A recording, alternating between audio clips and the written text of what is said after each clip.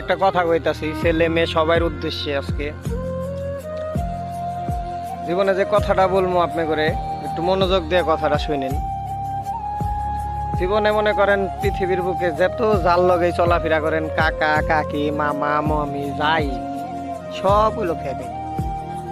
জীবনে মন মতো যদি 5টা বেস্ট ফ্রেন্ড বানাইতে পারেন আর কিচ্ছু লাগবে না।